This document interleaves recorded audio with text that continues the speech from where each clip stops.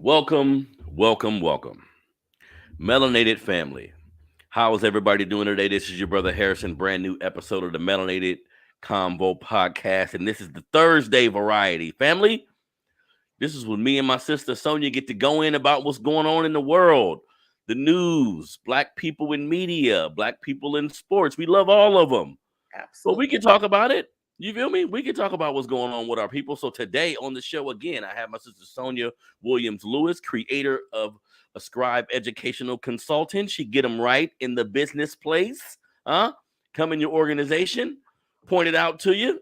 You got to pay her though. You know, it ain't just no free consultation. We're gonna have to, and like my sister say, we're gonna have to sign up for a couple years just to, make sure I get you right. You know what I mean? So I got my sister on the my sister Sonia on the show. I love having her here with us today because we were going to discuss it last week, but we do an hour show and sometimes an hour isn't enough. So today we're going to discuss the review. Me and my sister are going to do a review for the movie Emancipation by Will Smith. Now, both of us have actually seen the film, which makes it even better. So we're going to give our breakdown on the necessity for slave movies. Was it just a good movie in general? Should we be depicting different characters in these type of movies? All these things, right? Also, we got a couple stories involving law enforcement in our people, like we do. I don't enjoy talking about these stories as much, but we have to. Yeah. Like it continues to happen, and the awareness from the grassroots, the awareness from social media, these places have been impactful when it comes to bringing attention to things that happen to our people. So we can't negate the fact that this is a powerful platform to express what goes on with our people when it comes to law enforcement or any type of injustice, right? So we're going to talk about brother Robert Adams, who was mistreated in California, shot in the back 7 times. We're going to discuss, did he have a gun? Did he not have a gun? He was running. Should they have shot him in the back? We know how they do. Another brother, Barry K. Washington Jr. out of Oregon. This is a brother who basically said something to a white man's girlfriend. He was in a bar, this type of setting, said something to a white man's girlfriend. He ended up getting shot 1 or 2 times, but the brother lost his life. So we're going to discuss that as well because Sonia got good information about, the history of Oregon, Washington, these white enclaves that never intended for us to be there. You know what I mean? So let's get into it, family. Again, Melanated Combo Podcast. Hit the like button, subscribe, become a member of the family. If you ain't done that yet, you plan. So now, first things first, Sonia. We both had the opportunity to view the movie Emancipation, Will Smith's biopic, or it's based on a true story of a gentleman named Peter, I think his name is. This is the gentleman, Peter or Gordon. I was reading some accounts that said it could have been either of the 2 names. Oh, wow.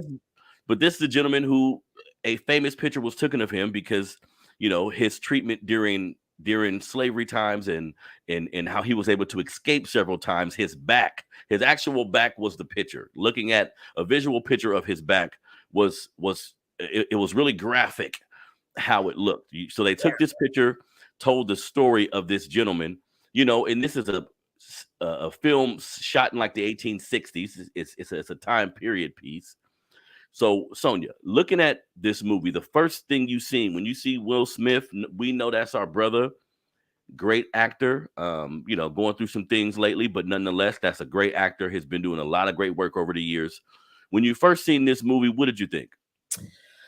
First off, when I was elated that the story of Peter or Gordon, that's the first time that I'm hearing Gordon, but the story of Peter being told, I was extremely elated. Like the visual of that picture, and granted, during this time period, we have to take into consideration from a historical perspective, as Black folks were crossing over to the North Side to fight in the Civil War, we want to make sure that we understand that there were, and I don't want to say that there were white folks in the North who were 100% against slavery, but they knew that something had to change in the dichotomy of and the capitalist way that we were dealing with human life.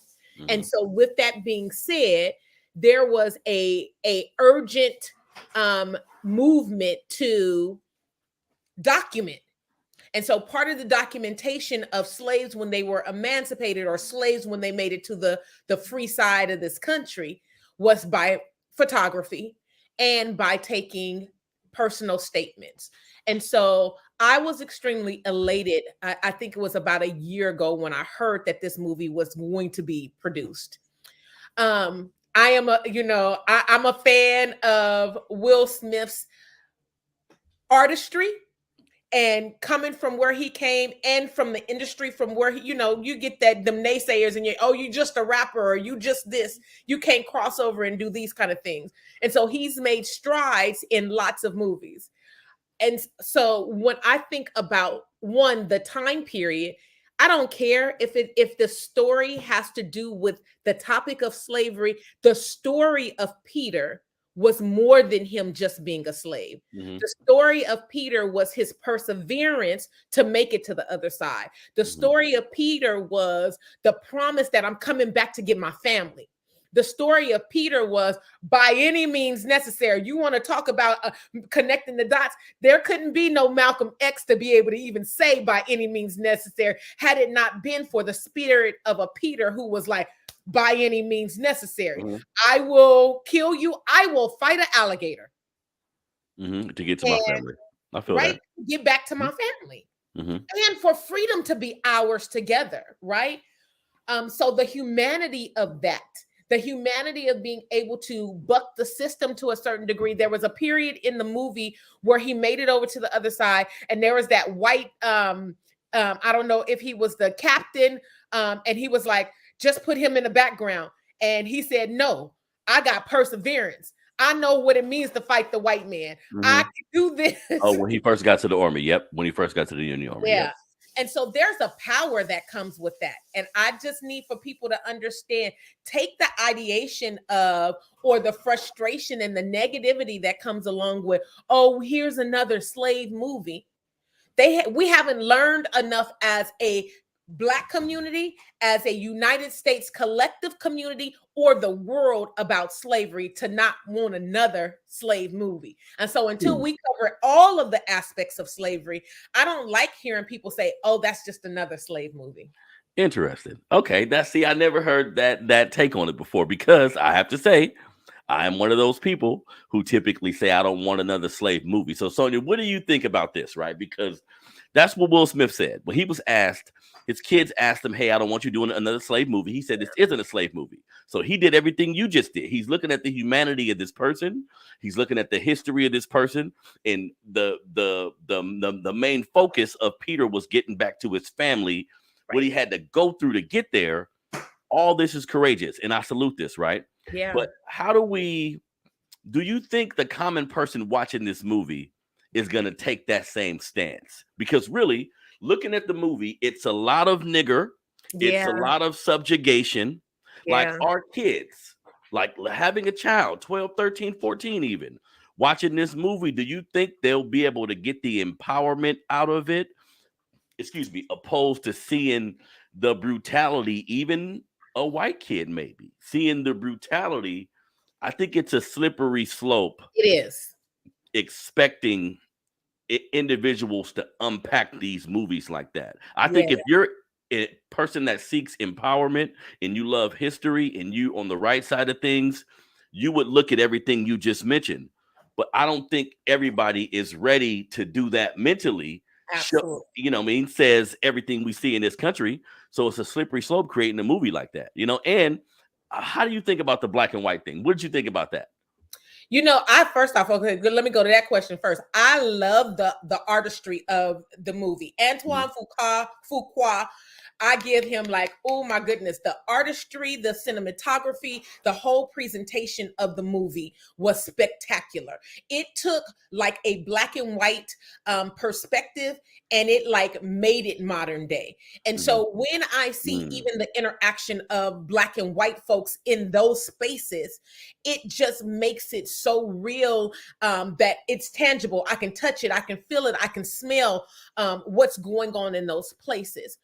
When I think about the bigger picture of, right, I think that there is a responsibility while yes, individuals like yourself and I who want to go and make sure that these movies are viewed enough and get enough attention so that they just don't go away and end up on, cable or Netflix or, and then be free for everybody, right? Because these actors and producers and directors, they got to make money too. They got to make their money back, should I say, right? We know the game. And so if we don't patronize these movies while they are available to be patronized in a way of monetizing them, we do ourselves a disservice, because the next time there's a Black story to be told, there won't be the backers. And so I see what you're saying. It is a slippery slope. And so then comes in my perspective, an opportunity for people like myself who might have a little bit of knowledge of that time period, or we have books that we can make reference to have a conversation around, okay, really and truly, what was his life like, right? Let's break down why this isn't just about slavery. It's during slave period. Yes, we hear all of those things.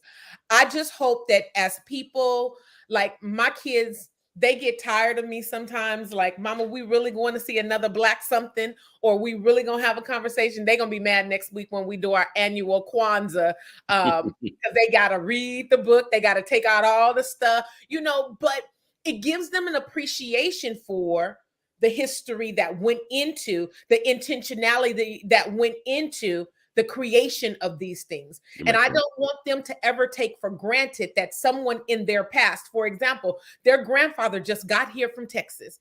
Their grandfather is 76 years old. Their grandfather, when he was their age, picked cotton in Texas.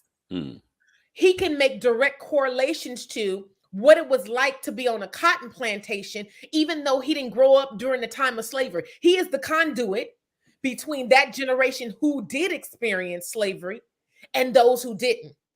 So I want them to be aware of being able to connect the dots. This is not too far removed from where we are living today. Makes sense. And okay, I see, because that's the same argument I see made about a Black History Month. Like, yeah, and Black History Month coming back, it's February, shortest month of the year, but it could be a teachable moment if done right. Absolutely. And I'm glad that you mentioned that, because I was asked a question today in regards to Black History Month and why is it important? And I would say that beyond the recycled individuals that we all can name, Martin Luther King Jr., Rosa Parks, Mae Jameson, Thurgood Marshall, and Jackie Robinson. Those are the staples, right? They are recycled, regurgitated. So imagine this. Every year we send our babies to school and we say, oh, but we got Black History Month and we want to make sure that your school is teaching Black history. And in kindergarten, they learn about those 5 people. And then in 5th grade, they turn around and they learn about those same 5 people. And then they get to middle school and they learn about those same 5 people. Our white counterparts are learning the same thing. And then they looking up and be like, well, damn, it's only them Black 5 people. Y'all didn't do as much as you did. Do as much as y'all did. We're giving y'all a whole month. Right. And so what it then does to Black kids, it forces us to continue to perpetuate that same lowered expectation that, dang, did we really do that? And that's the gaslighting. That's the microaggression that we as a community have to suffer and survive through, the minimalization of who we are and what we've contributed to this country. Like I don't know of, if you didn't grow up in Chicago, you wouldn't know that DeSable was a Black engineer who orchestrated the entire landscape of Chicago, right? If you didn't grow up in Washington, D.C. school system, you might not get taught that the White House was built by white slaves. You might not get taught that, right? If you didn't grow up in Oakland, likewise, you might not know that much about the Black Panthers. These are very community specific incidences or happenings. If you didn't grow up in Florida, you might not know about Rosewood. If you didn't grow up in, Missouri, you might not know about Black Wall Street. It doesn't mean that it didn't happen just because we all collectively didn't know about these things. And so Real talk. that's the craziness behind America, and white America, by really, if you get to the root of it, has chosen who we're going to celebrate for Blackness. Correct. And I say, shame on us for not making sure that we are lifted in a different kind of way. And so that's why I just, we got to connect the dots. Like Black History Month is coming. It's a couple of months from now. Mm-hmm. And I just don't want us to lean back and be like, oh yeah, I can tell you about Martin Luther King Jr. Well, we just had Martin Luther King Day in January. So why are we talking about him again anyway? Yeah. Great figure, done lots of great things. I'm not, an opponent of Dr. King. I'm just saying we just had his holiday in January. Yeah. And I mean, I have to admit, I still meet a lot of Black people today in their 40s and 50s who I come in contact with online who will say, hey, I didn't know about that. Right. I'll mention the incident. And sometimes I'm talking about things ad nauseum in my mind. Right. But I'll say it and somebody will say, damn, I never knew about that. So you are correct in that aspect. And that's the thing. I'm from seeing the slave movie, the 12 Years a Slave and all this. I understand the idea behind an empowering figure or a particular person doing what they need to do to get out of a situation. Right. I understand that. I just don't know if everybody looks at it that way. And because Peter, I didn't know about him. I seen the picture, but I didn't know about him. So that is an empowering story, I have to admit. But I would love to see some other stories. I heard there's going to be a movie about Marcus Garvey, individuals like that. Yeah, I think the individuals who are really groundbreaking, we need to begin telling their stories as well, because I don't know. And, again, if you're a parent, you should be teaching your kids about a lot of this stuff anyway. So your children should have a perspective on slavery in that time period, in the revolts, and what was the real intention behind a lot of the things that were going on. Kids should be able to unpack that. I don't think we should rely on movies like this. That's another thing. No. Sometimes I think we rely on these movies. Like if you don't know anything about history and you see this, you may feel a certain way. But like you said, being positive, you can see this movie and feel empowered. You can feel this movie and say, okay, enough's enough. I'm going to stop cooning if I was. You know what I mean? That's just being shit. That's just being as hopeful as possible when seeing movies like that. And I read a little bit about the cinematography and why they did it. And they said it's not, they tried to get it as closest to black and white as they wanted, but they didn't want, how they put it, the blood and the goriness of the environment to make people not want to see it. But also the director, he said some real shit. He said in those days, going through what Will Smith was going through, like the purview of that actual person, wasn't shit sunny. No. Wasn't no sunny days in your mind. So he was like, I didn't want to show a sunset. Right. I didn't want to show a beautiful sunny day. Wasn't shit beautiful about the time period. And that makes a lot of sense. And they broke down how it was colors in the movie. Like if you look closely, you seen colors. It was a weird thing. They paid a lot of money to do it, but they didn't want you to focus on blood in the goriness, and they wanted to encapsulate that time period. So the movie was beautifully shot. When me and my wife first started watching it, it was difficult because everything spoke slave. Like it was just, I was like, oh shit, man. I got to prepare myself to watch this. But immediately he was a rebellious figure, and he got right into rebelling and trying to move towards his family. And he was a French brother, how to French and Creole, the whole process. So I'm aware of a lot of those things too. So, you can take the positive out of it. I just wish parents and black folks do yourself a favor and use it as a teachable moment. That's really the only way we can benefit from these type of productions, because like you said, we need to make a big deal out of it, because sometimes a movie like this will come about and then it's on BET in a couple of weeks or something, and maybe you're not seeing the value in it, but use it as a teachable moment. You know what I mean? Absolutely. Definitely. So next thing we're going to discuss, me and my sister Sonia here. Actually, first thing I want to talk about before that, gentlemen, I want to talk about the brother in Oregon, right? So in Bend, Oregon, a brother by the name of Barry K. Washington. Now, this happened September 19th. He was killed by a single gunshot in downtown Bend. This happened right after midnight The person arrested was 27-year-old Ian Cranston, who was white, and basically prosecutors say they didn't know each other. They were outside of Capitol nightclub. Barry K. Washington, who's a young black man, 22 years old, who had just moved from California to get away from a lot of the things going on in California, right? The gangs and all these things, as his mom and his family members say. He went to Bend, Oregon. He spoke to this young man's girlfriend. So this is how it played out. He spoke to Ian Cranston's girlfriend. Supposedly, Ian got upset. They had an exchange of words. Barry punched him. Supposedly, says him, he punched him, and while he's punching him, he grabbed his other friend too. You know how they always try to do the super Negro shit. So he supposedly was beating up these two dudes at once. Ian felt threatened. He pulled out his gun. One gunshot to the head kills the brother, right? So yeah, when you see something like this, Sonia, when the black man, he's killed, he does not have a gun. In right. the court case, a lot of what they were talking about is, did he persuade him to actually do that, being that he didn't have a weapon? So if someone doesn't have a gun and you do, and they punch you, does that give you the right to actually pull out a gun and shoot them? And that's a lot of what they was deliberating. So when you see something like this, being in a state like Oregon, like you spoke about earlier, Right. what are you thinking? So, one, we already know the trope of what it means to be superhuman just because your skin is melanated, right? Mm-hmm. So black men supposedly got iron fist and will beat the shit out you. Mm-hmm. That's a problem. Yes, you can potentially beat someone to death. You know, we talked about, Shanquilla a couple of weeks ago, and she was physically harmed in a way that caused her death. Mm-hmm. There was no gun, there was no knife, there was no weapon.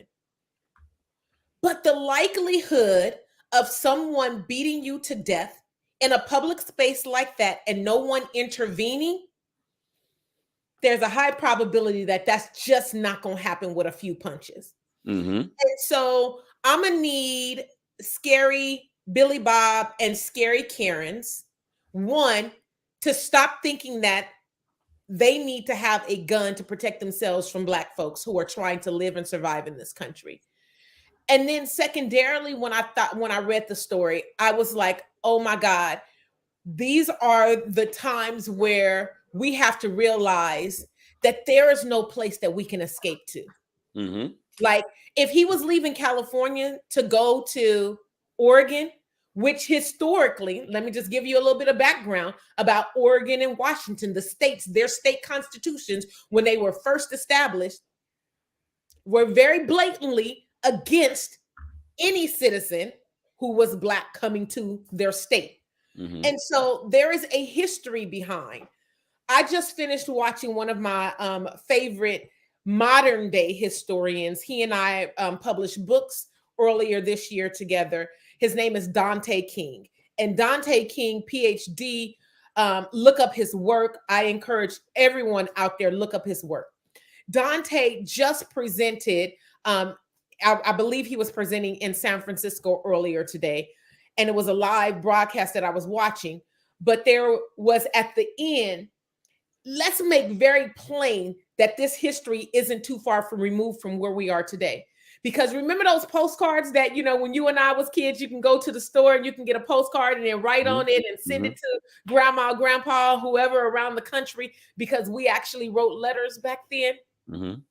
Postcards were made out of photos of black folks being lynched, and the term barbecue or picnic comes out of this connotation of this idea that white folks are going to gather knowingly in advance because white mobs are looking to kill and lynch black folks in community. And they used it as example. Not only did white men and women show up to watch these atrocities happen, they brought their children. So they are embedding in the next generation what racism looks like, what violence looks like. And I don't give a damn if a black man punched him in the face 5 times. There was no reason for it. Yep. Yes, there's no reason to pull out a gun. If you couldn't run because you got yourself into a pickle. Yeah. you're gonna have to meet these hands. And Sonia, keep in mind the defense attorney is saying, hey, he never put down his cigarette because he's saying I was scared. The black man punched me. Wow. He punched my friend. He punched us both one time. Now I'm so scared I got to pull my gun out, but my cigarette's in my hand the whole time. He not nervous. He not that nervous. You see what I'm saying? And they went back to his Instagram and his Facebook like 2-3 years ago, and he's a gun enthusiast.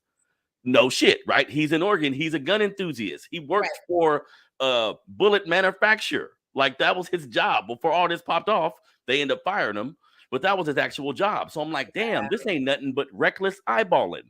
If you go back to like the 1800s, you used to go to jail. If you looked at a prominent white man in the face, that's it. Yes. See? And I had a homeboy who lived in that part of the country.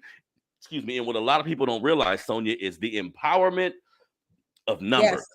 Yes. When it's a lot of them and just a couple of you, they're extremely empowered and anything can happen. That's when the niggas should get the popping. See? Yes. If it's just you and it's 27 of them, all of a sudden, they're going to get to telling you jokes. They're going to get to looking at you funny. They're going to get that mob mentality. I think it's damn near in them. Absolutely. Once it's like a whole bunch of white folks and just a couple niggas, they get to feeling antsy. Like, okay, make a move. You see what I'm saying? And this is a 22-year-old black man, and I'm tired of this, man, because he's moving away from what we inflict on ourselves. Being in California, he was from the Bay Area. His parents tried to get him out of there. And you go to Oregon, that's the thing, too.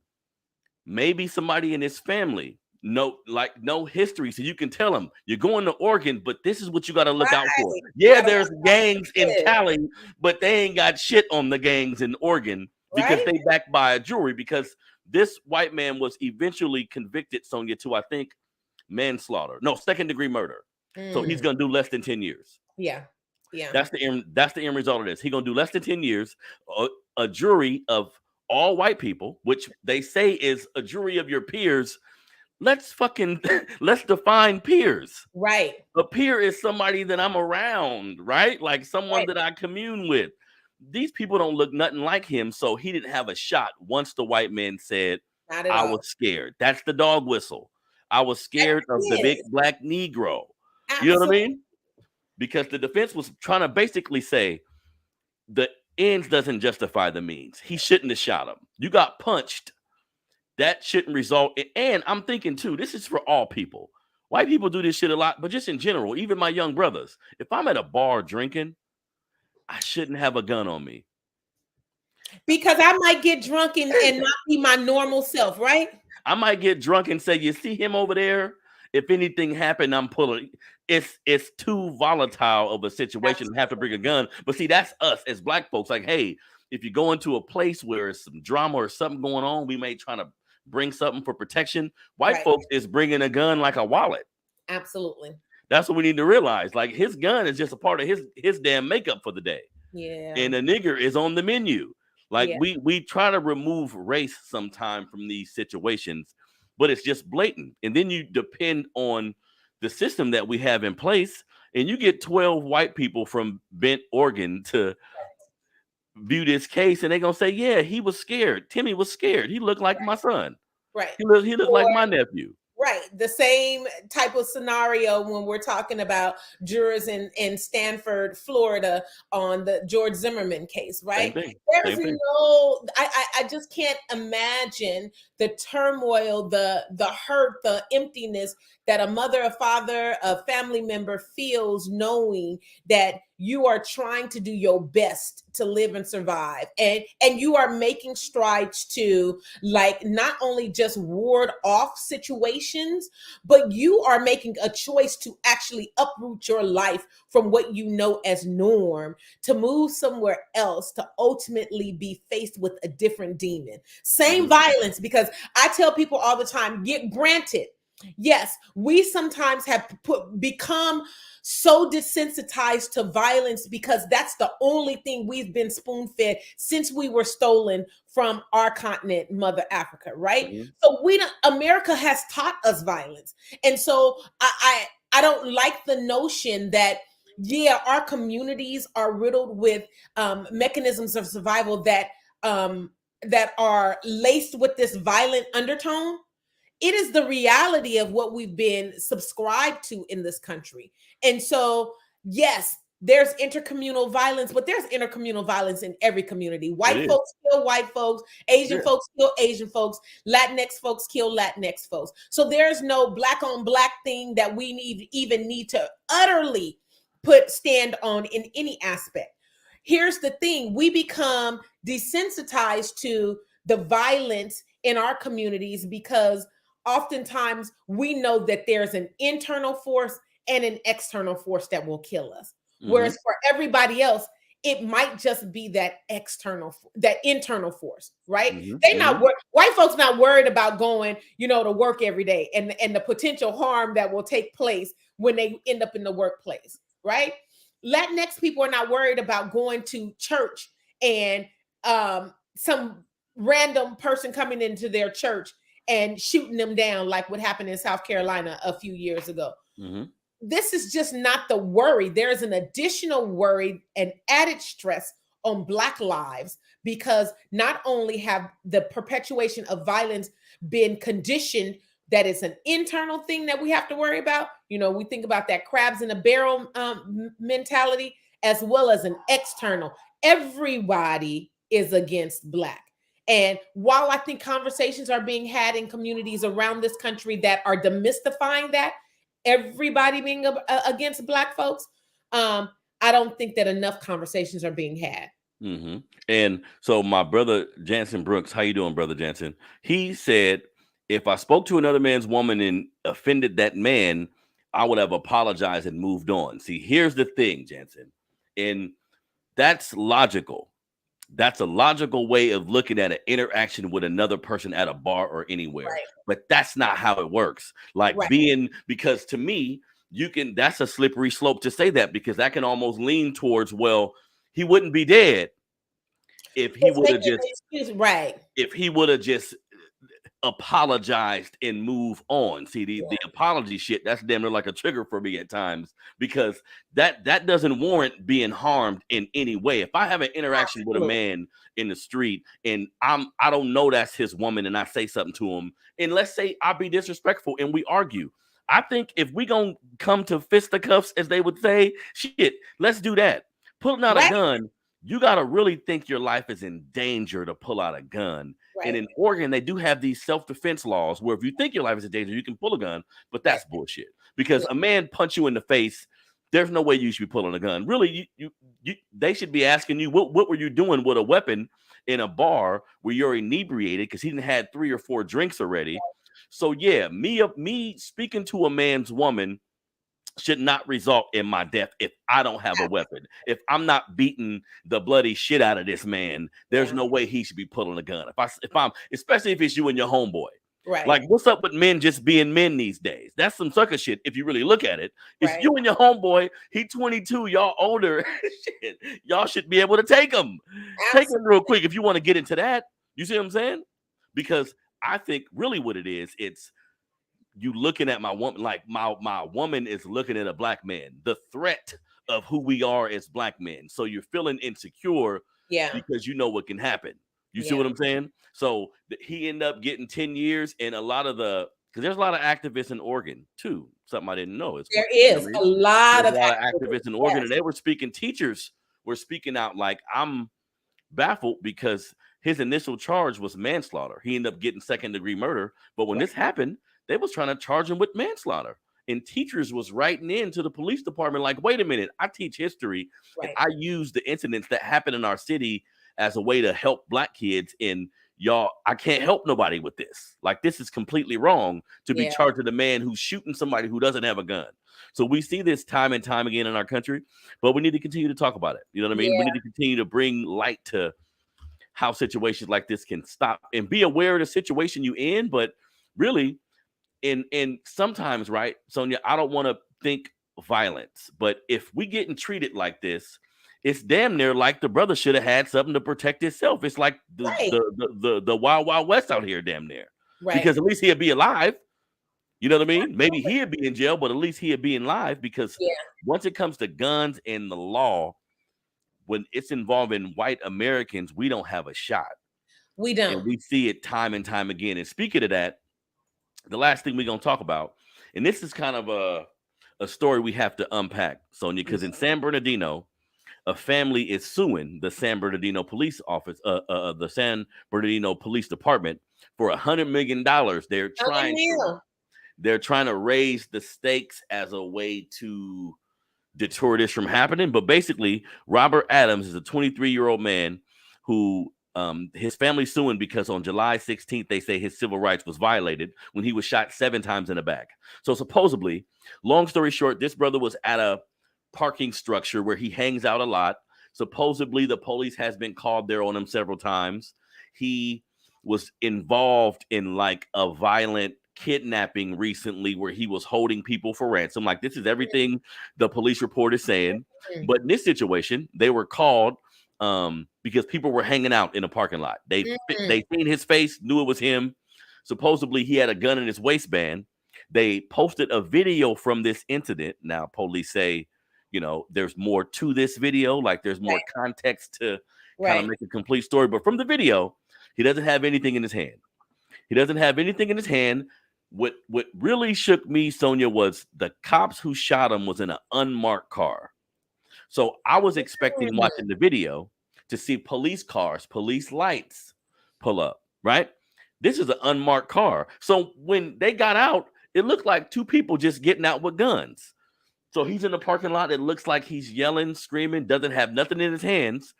They say he had a gun in his waistband. Once he sees the cops, he runs. He retreats. He doesn't pull a gun. He doesn't start yelling. He turns around and retreats. And they say they shot him because he had a gun in his waistband. And he was going to, this is something I never heard before, he was gonna hide behind the cars and pull his gun because he ran towards 2 cars that was like in a dead end. So once he got there, he was gonna have to hide behind the car. Like, that was the only option for him. They saying he wasn't just gonna hide, he was gonna hide and then pull out his weapon. What do you think when you see incidents like that? And I would imagine that by this point, there's body cam footage from those officers that when they finally approached this young man, that they didn't find a gun. And so, woulda, shoulda, coulda. We didn't see a gun. And secondarily, he's running in the opposite direction. Like, I'm just sick and tired of that narrative. I'm sick and tired of the irresponsibility of law enforcement agencies who are supposedly trained, who are supposedly professional, and who are supposedly there to protect and serve. And I want to know, in this instance, who were they protecting and how were they serving this community? Because at the end of the day, we have now created precedent.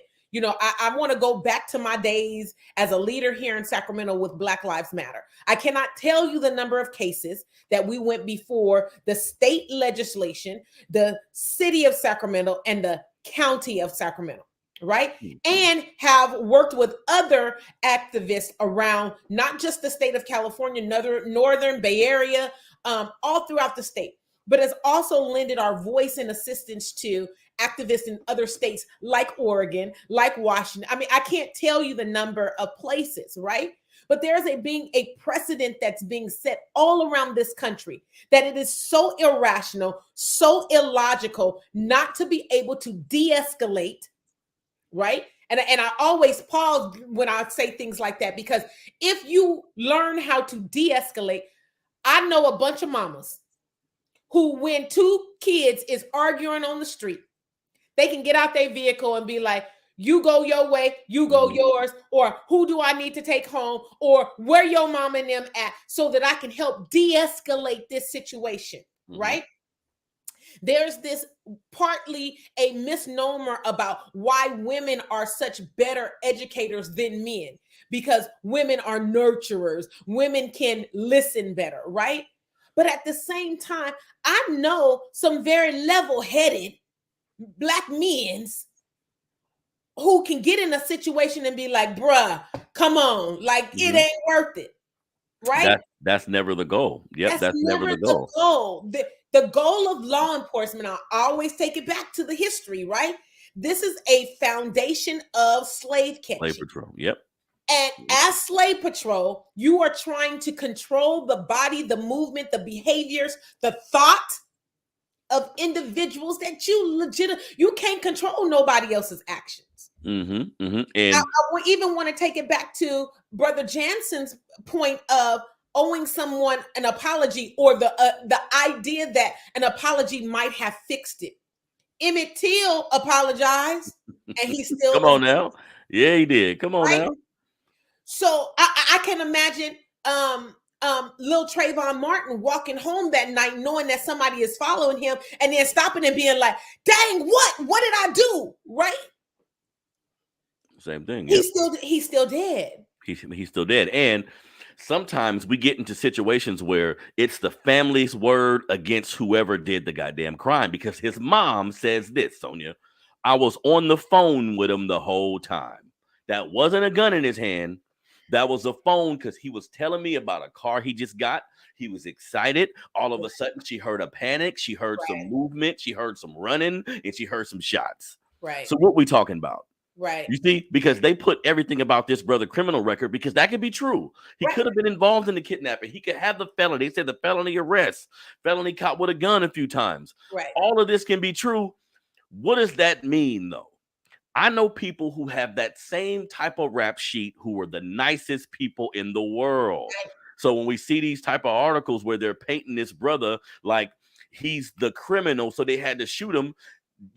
Look, my eyes don't lie to me.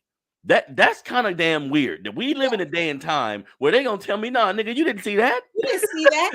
I mean, take it to here locally. You didn't see that? Yeah. Here locally, just a few years ago, we're talking about 4 or 5 years ago, 2018. So how many years is that? 4. It'll be 5 years in March, when Stephon Clark was murdered in the back of his grandparents' backyard. Mm-hmm. His grandfather by marriage is my uncle. And I will tell you that I don't give a dang how many car windows on that street, if he was guilty of it or not. I don't care how many backyards it seemed like somebody was trying to break into. I don't care if he had drugs in his system. At the time when you shot your gun, Mr. Officer, right? Mm-hmm. You did not have a threat facing you. Not only do we know you didn't have a threat facing you, you had a bird's eye view of direct light from a, you know what we call them in the hood, the dirty bird. The sheriff's helicopter was in the sky, and they shined that bright ass light down on that whole neighborhood. And you're not going to tell me that you couldn't see what you needed to see. Instead, because of fear, that the potential, there's always going to be a potential, but you signed up to be in that position. You signed up to be a cop. Nobody forced you to. But now that you're in that role, take the time, the opportunity to get to know the communities that you patrol. And that's another layer of the injustice of law enforcement, folks coming from outside communities to our communities to quote unquote serve and protect our tax dollars, which are green just like everybody else's. Mm-hmm. And we end up being the ones who are criminalized. So you're going to bring up everything that I've ever done in my entire life and hold that against me as to why the justification of, oh, he could have had a gun and he could have went behind a car and pulled out that gun. Did you find a gun on him? And they're still looking. Yep. Is no. Then there's some neglect. There is some foul play. There's some unprofessionalism. There's some unwarrantedness in that shooting. And so that's what we have to address. We have to continue to address that, because even in the case with the brother Stephon Clark, sometimes it's disheartening, Sonia, because when you look at everything you guys did, like looking at how Sacramento showed up for that incident, like everyone who was involved in social justice movements were involved in trying to put the word out and cause attention to everything that was going on.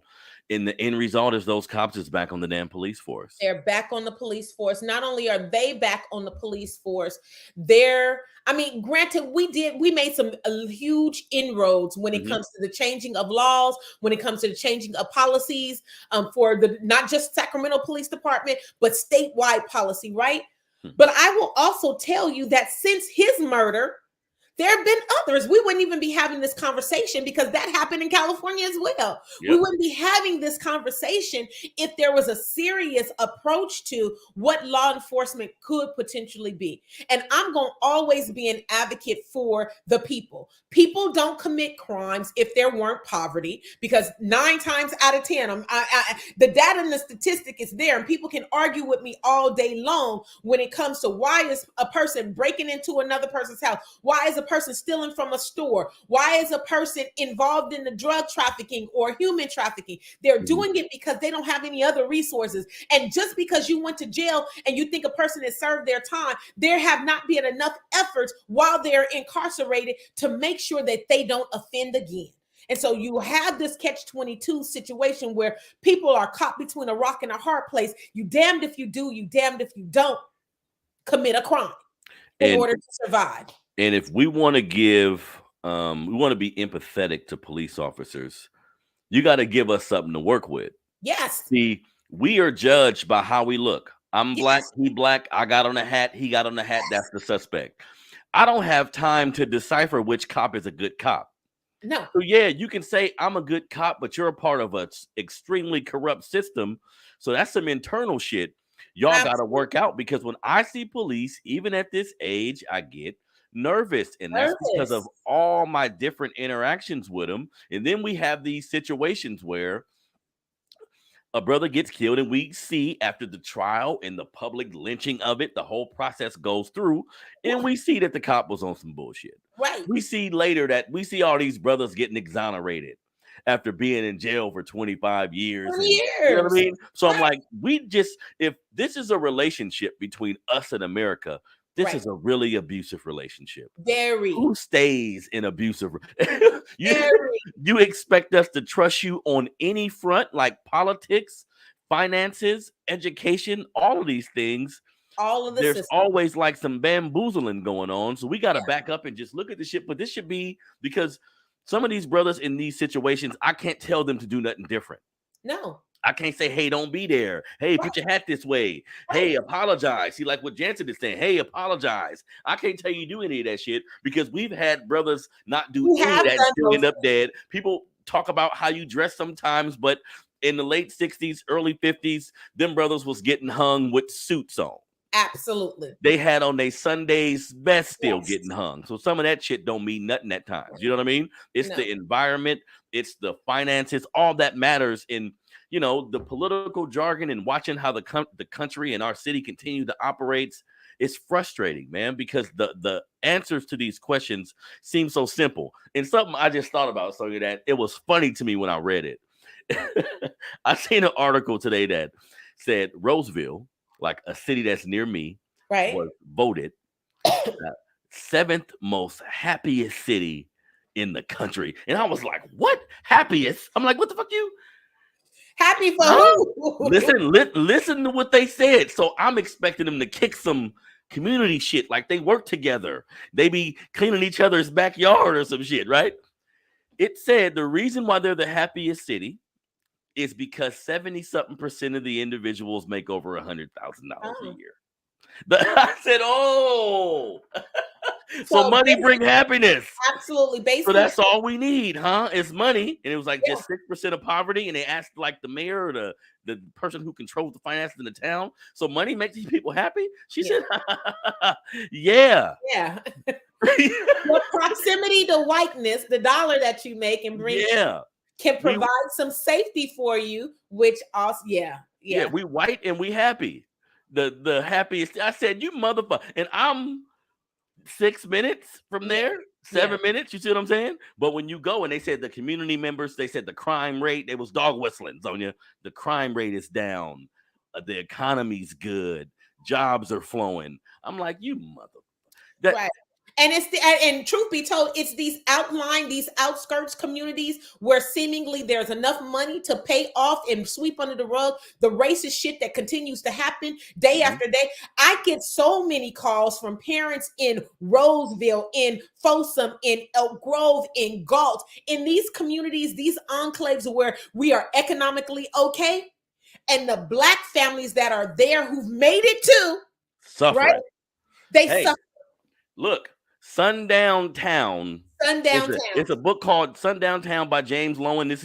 It's a very, very book, like 500 pages. But this is It's one of the very best real. piece of works I've ever read. Yes. Thousands of towns in America was Yes. started off as sundown towns. Yes. Meaning When I went your to ass better be out of this out of there. town when the sun go down. They even Yes. had bells. When you hear that bell, you get out of here. And they did everything they could to keep you out. You came, you a new black family. They gonna put a tiki torch in your yard. Okay, that don't work. Cool. We gonna start bombing your car. Okay, cool. That don't work. We gonna start messing with your kids. Yep. We gonna eventually bomb your house, start shooting at your house.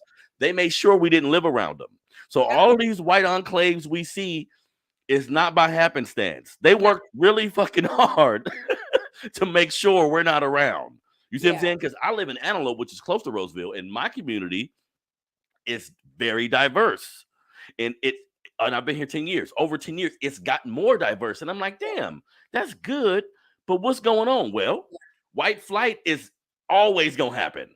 Absolutely. They get somewhere and they're like, this is cool. We start coming, Asians start coming, Mexicans start coming. They say, okay, what's down the street? Right. Can we move a little further away? Right. I can remember going off to college in Atlanta, Georgia, and part of my freshman orientation was Atlanta proper. You good. If you outside of the city limits, you not good. Wait, that was in the orientation? In my freshman orientation. Damn, they had to warn y'all. I know you see all black folks, but it ain't sweet. But it ain't sweet. You go outside of the city proper. We warning you now. We might not be able to come save you. We might not. And I was just listening to somebody talk about how black Atlanta is. That's so funny you say that. Right outside of it is Confederate country. Like soon as you step outside of them lines, you gonna know right away where you at. You know what I mean? Yeah. And I mean, just like you said, when it comes to white flight, just like that there. So now, I went to college 30 years ago. Now, I would say that if you go out of the perimeter, there are, we've been able to move outside of, right? Mm-hmm. So if you are right outside of the perimeter of Atlanta, there, black folks are welcome. But you go beyond that, you going into areas that still have cultural norms, might not have laws that speak to being current day sundown towns, but the norm and the behavior is still the same. They're going to look at you a certain kind of way. They might flash a gun at you. You know that there's a threat if you're not that good Negro who shows up. Let's put it like that, right? And then if they don't know you, especially, that's the thing. Now, if you've been someone who's been there cleaning their house, I was just gonna say, you've been that coon. You've been around for 50 years. Your mama worked for them. Your auntie worked for them. Right. You down here too. You them good Negroes that live over here that come and take care of our lawn, right? Because in that book it spoke about every town had 1 to 5 Negroes that only worked in subservient positions. So absolutely. You worked, you did the yard, you was in the house working, you was babysitting, taking care of them white kids. You know what I mean? Yeah. That's real. And these stories are important, y'all. Like we talk about these type of things a lot, but it's important because use these incidents as tools for empowerment. Like this is all about us coming together, because I'm hopeful that racism as we know it today takes on a different form where it isn't as impactful to us based on our doing, based on the fact that everybody gonna be black in about 40 years, right? I'm being positive, but who knows, man? Because a lot of this shit is ingrained in these white folks, and we see they teach it to their kids too. So what are we teaching our kids? Absolutely. And how are we preparing our kids for all of the stuff that's going on? Right. I'm glad you say that, because this is what I know and experienced firsthand after the public lynching of George Floyd 2 years ago, almost 3 years ago now, is that it just wasn't us in the streets. Like the outrage, it now left the Black community, and white folks were outraged. Asians were outraged. Latinx folks were outraged. Every demographic in this country and around the world were outraged at the public lynching of George Floyd. And so I think that what is going to shift in this narrative of what racism is and how it negatively impacts Black folks, Like we've been able to survive. Like you thought that you was going to be able to kill us off, and that hasn't successfully happened. And it's been 400 years, right, of this oppression, this system, this foot on the neck, so to speak. What I think is beginning to shift the conversation is that young white folks are seeing the failings of their ancestors, the failings of humanity from their grandparents, the separation of me from people who I, maybe associate with because of popular culture. Rap paid a contribution to that, right? Because the biggest people who purchase and listen to rap music are white boys, right? Young white boys. And so if we know this to be the case, and these young white boys are now becoming white men who are like, oh, I would date a sister, or oh, I gravitate to this kind of community and culture because what I heard Ice Cube and them saying, or Snoop Dogg and them saying, right? And so there is going to be a reckoning, and I think that our generation is that conduit. Like, it's folks old enough that are white and other, not black, that grew up during a time period where, oh my God, this is so popular. Oh my gosh, I know all these. And they either gonna get checked because they know that they hear what's being spewed in those rap songs is true because it's happening all around them. And so they gonna have to have a come to Jesus moment with themselves or somebody else. Yeah. And their children are here for it. I promise you. It's some young white folks out there right now. They are here for the shenanigans. Now, granted, old Billy Joe and them, they still talking the stuff that they talking. And it's being passed down from generation to generation. But I will say that it's some young white folk. I saw a TikTok a year ago. It was a young white girl, and she was telling her parents, y'all both are racist. And this is I've seen that. We just, because that is true, and things are changing just based on the amount of information that's out there. But we still need like genuine allyship as well. Absolutely. Like people who show up for us, white people who out there marching and protesting, cool. You got to kind of make that stance everywhere you go. That can't be a moment for you. It can't be something you're attempting to capitalize off of because of stuff you got going on. It has to be genuine. And when you in those rooms where they telling those black jokes, you got to be the outlier who says, wait a minute, and be able to challenge that shit, because really it's just history. Like a lot of it, I mean, to be our ally, it should be pretty damn simple, because we ain't did shit to nobody. There's no major revolts where we was just out here killing white folks and being wild, and that's never really happened in this country. All of it was in defense of something that was going on with us. Absolutely. So it should be easy to be our ally, but you're right. These young kids are seeing the hypocrisy in their parents, and it's a different breed. You know, while we criticize our kids for the technology that they got at their fingertips, white kids got the same technology at their fingertips. They can look up some stuff and be like, "Oh, my parents and my grandparents, they lied to me." Right? And I love the term. I have mixed emotions about the term allyship. I a couple of years ago I called it ally shit, because it's one of those things when I'm marching in the movement and I'm organizing actions in the street, and you've got white folks who will make a sign and they'll show up and then they'll put it on their social media, and then you look to them for help later on and they disappear. They scatter like roaches. Yeah. So let's take it a step further. I need folks to be comrades. I need folks to be accomplices. I need you to protect your black brethren out there in those spaces. Just like you said, you hear a black joke that's being told in any kind of space, in the workplace, on the school ground, whatever it is, you got to say something. You got to say something. And so because I don't knock that. I do think us being such a small amount of the population in this country, white allies have always been there. Let's keep it real. There has been, but we're stronger just unifying. We can use that, but that shouldn't be the qualifying factor to get us where we need to go. We got too many black folks who just be on the damn fence. Yes. And we need to get them to come over here so we can be, you know what I mean? So that's necessary as well. So, man, my sister Sonia Williams-Lewis, always a great show. So good to have you on. Another week of the Melanated Convo podcast. Like I said, we are going to be out until after the new year. So this is the last show. We'll be on for 2 weeks, maybe 3 weeks, but We'll be back at the beginning of the new year. We appreciate everybody rocking with us. Sonia, tell everybody about Ascribe Educational Consulting and how they can contact you. I appreciate it. Yeah, y'all rocking to the new year. We'll see you in 2023, but you can get in touch with me at Ascribe Success, and you can follow us on Facebook, on Instagram at Ascribe Success.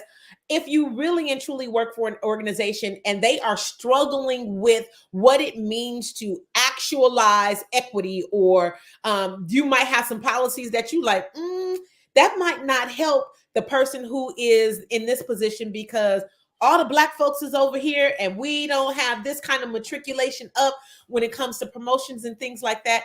That's what I do. And so curating safe space to talk about these kind of things and how we show up. And can I authentically show up? Can I show up with my braids that look like locks and not have somebody looking at me like, can I touch your hair? Oh, it grew overnight. No, silly. You can't touch my hair, but like, really, did you think it grew overnight?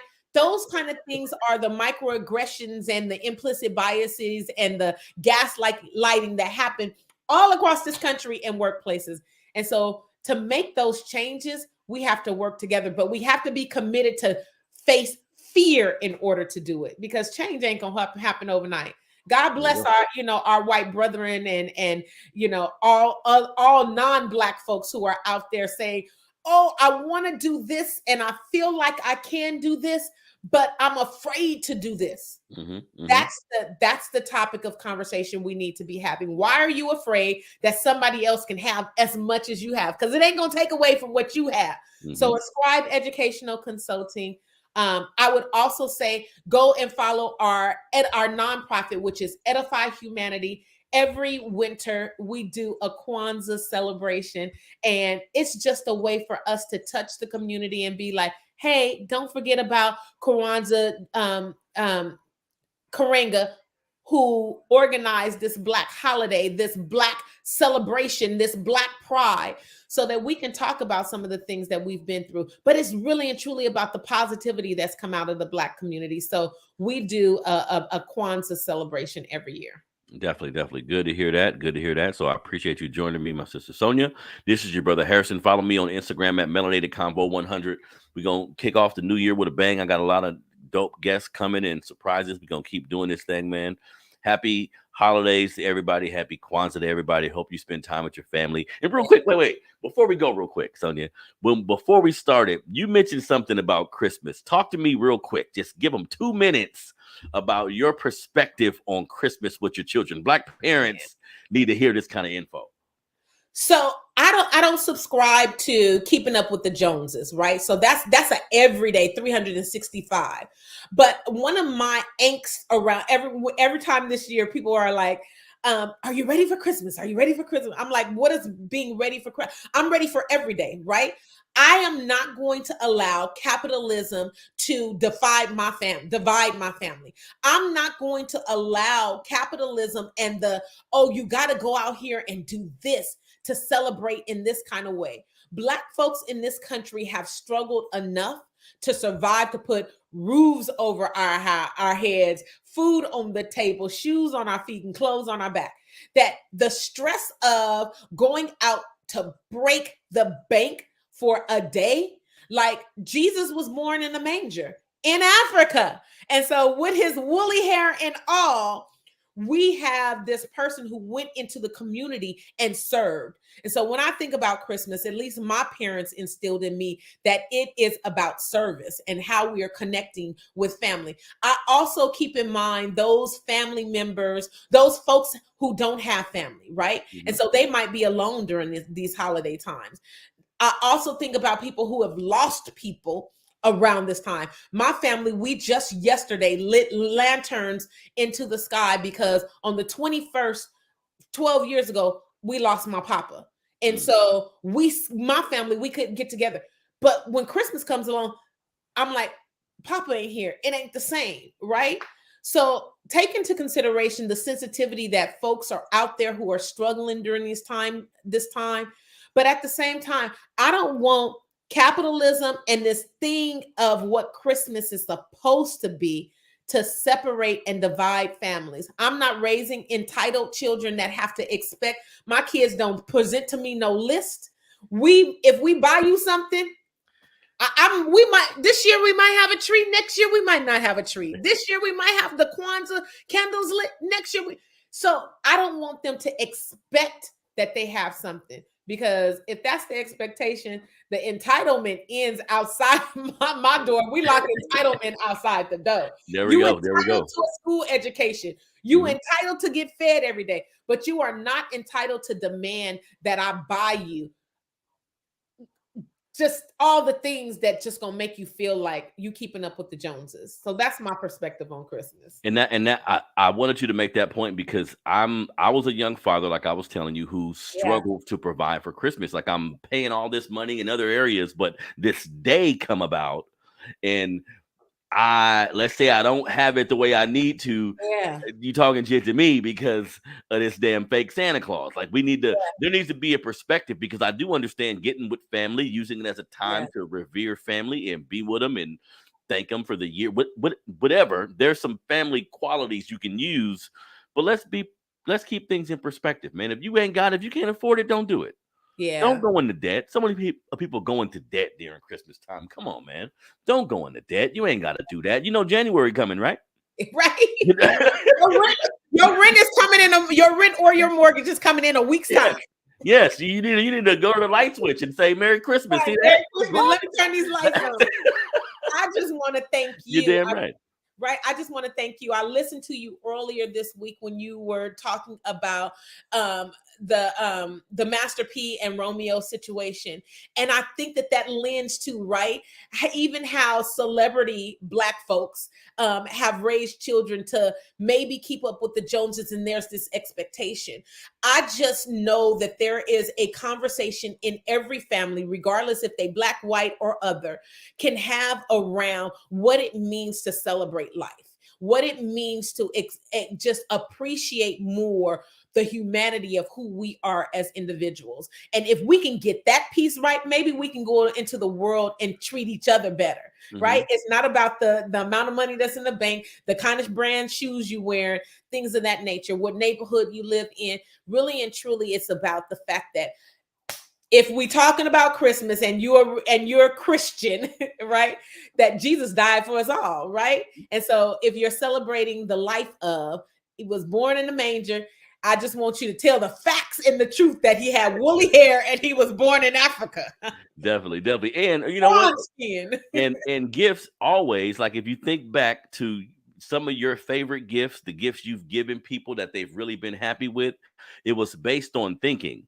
It was based on consideration and a thought. Like, what do they want? What have they talked about? It's that type of thing, opposed to just $900 on whatever. Now, that could be what they wanted, but for a lot of times, if you think and just come up with a thoughtful way to celebrate somebody, that may not cost as much as you think. You feel me? Yeah. Absolutely. Yep, this is your brother Harrison, Melanated Convo Podcast. We'll be back in a few weeks. Follow me on Instagram. The YouTube page is The Melanated Convo. Go there, subscribe, be a member of the family. We'll see y'all next year. I'm out.